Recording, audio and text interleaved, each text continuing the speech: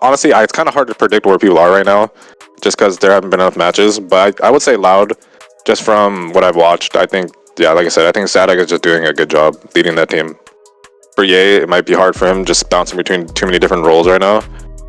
He's playing an initiator, he's playing Jet duelist, he's playing controller Viper, and I kind of get where they're coming from, but I think that might be too much change for such a talented player.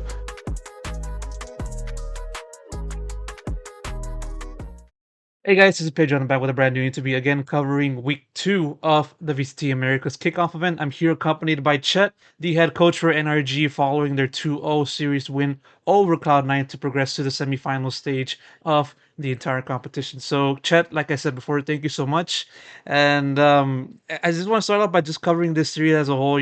There was a quite a bit of a scare at the end of map 2 in Ascent against you guys from Cloud9, but you guys were then able to take home the dub. But talk to me about that series. What were some of the biggest difficulties that you saw from your team against Cloud9 today? I think attack side, we're just kind of playing too fast, and I think that's what C9 kind of likes, is when they get fast duels. So I think we just made a mistake there. And defense, I think we had it under control, to be honest. We just made a couple like mid-round errors, and we lost a 2v3 that we probably shouldn't have. And I think that's pretty easily fixable for us. So I don't think I'm not too worried about these errors. I think we'll just fix it instantly. Yeah, and I also heard from the post-match interview from Demon One with Liz about how the team approached to this series against a C9 team that was coming off of a win from their own right. And he mentioned about how you and I think Ethan as well were approaching this match. And so that said, how were you approaching this C9 team's strat wise and anything else of the like? I don't think I can answer that question just in case we play them again. I don't want to say what we did. Sorry. Okay, I see. I understand. It's all good. Well, that said,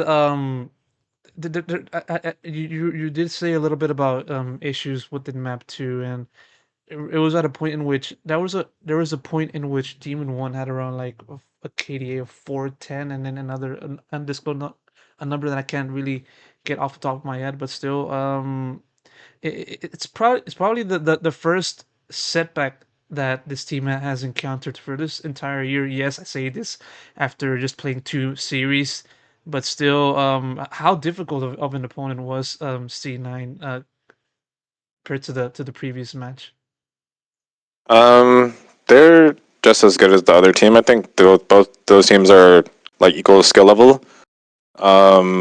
I mean, I think we just didn't set up our jet well on attack side, so it's not really his fault. I think we just did a bad job as a team to get him kills, and we just kind of rushed, like I said, too much into this, like any decisions, not even just strats, just decisions felt a little rushed. So I think I'm not worried about that setback. Like I said, I think it's pretty fixable. Yeah, and that said, you guys made it to the semifinals with just being 1 series win away from reaching Madrid. And so, what's the excitement level like? For you, if there is any given the fact that you are one of the, the one of the favorite teams in this competition. Where do you see your chances of qualifying to Madrid? I think we have a very high chance to qualify. We didn't show many maps. I think we still have a lot of strong maps left, and I don't think people know what we don't like and like. The vetoes, I feel like, are pretty unpredictable right now for us. So I'm feeling pretty strong about like qualifying. Yeah, of course, and. Taking a look at as to the rest of the field, it's no doubt that Americas is seen as one of the probably the strongest league so far at this year in time, or at this point of the year, compared to the other two partner leagues in the VCT. And we've been able to see every other team flex their muscles per se against each other on top of you guys. And so, taking a look at the rest of the entire league, who do you view as like one of your biggest contenders now at this point in time, with playoffs on the horizon and then everything out after that. I think Loud is still very strong. Oh, sorry. I think Loud is very strong. They've shown year after year with Sadak, very good leader, that they can overcome a lot of things and come up with metas that they like for themselves that fit their team.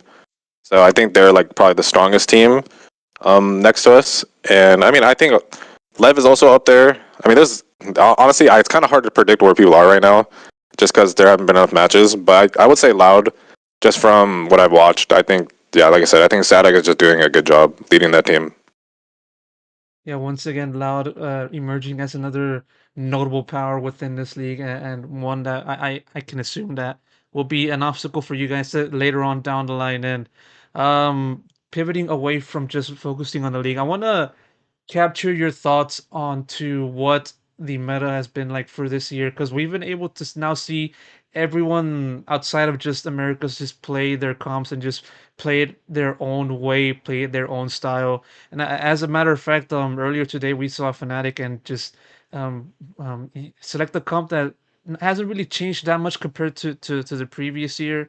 And as someone who is well regarded as a coach, international and also domestically, what's your read onto this new meta for this year, which just emphasizes versatility and flexibility and stuff like that? What's your biggest gripe? What's your biggest positive uh, in that front? I think some maps they're just gonna be the same comps that you see. Like maybe Ascent is kind of the same. You can try some new things here and there. I think now you can kind of pivot more to agent comfortability with your players. So if you have a guy who's good on Yoru, or you have a guy that's good on Phoenix, and you want to exploit that, like we have a guy who's really good on Jet, might as well let him play it, and then build around that instead of like forcing meta. Because I feel like last year there was so few meta changing patches that you kind of were forced to play that one style. Even if that one style was just Jet every map with like Harbor Viper, that was like all of last year. Now you can kind of just do whatever you want.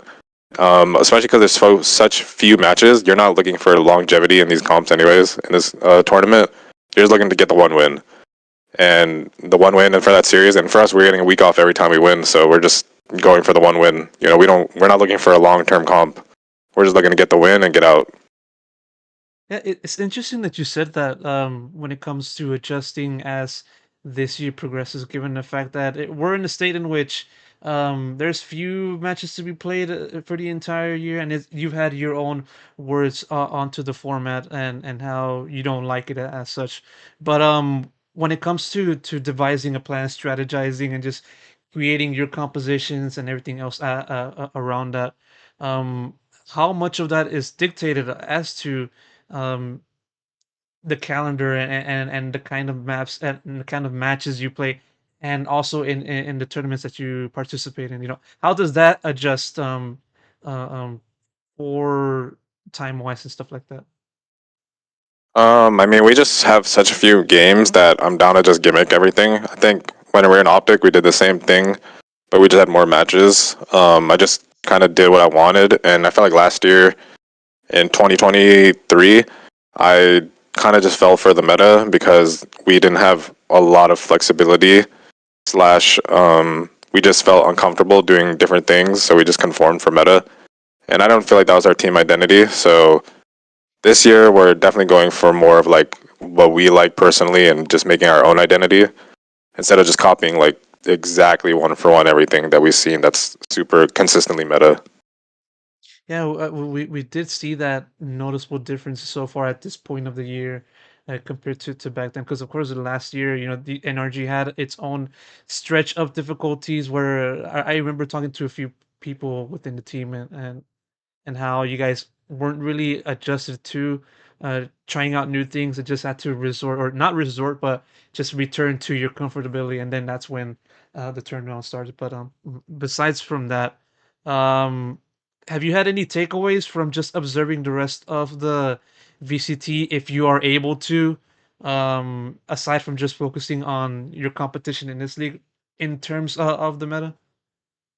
I don't think anyone has a fixated on the meta yet. Like, there's just everyone's doing their own thing. I do enjoy watching some teams. Like, I do like watching I think Vitality played today. I liked watching them. I'm always interested to see like what the EMEA teams are doing in challengers, like Apex or like Fnatic. I think they played. I'm gonna rewatch that. Definitely liked what Bleed was doing, even though they didn't win. I saw some interesting things. Like everyone has like some cool tech that they want to show off. Maybe we won't do it. Maybe we will. But it helps me expand my idea pool as well. So I'd like to keep tabs on like all the challengers and all the franchise spots as well, like all those teams. Interesting that you brought up Bleed, and it's sort of kind of similar to that topic. I want to know your thoughts on just how that team has done in particular, and of course, when I say Bleed, I'm gonna refer to Ye and how he has been playing a few maps with Viper, and how that's sort of a massive difference compared to the kind of agents that he played back when he was a part of your team in Optic and everything before then. So, what's your take on Bleed's form right now?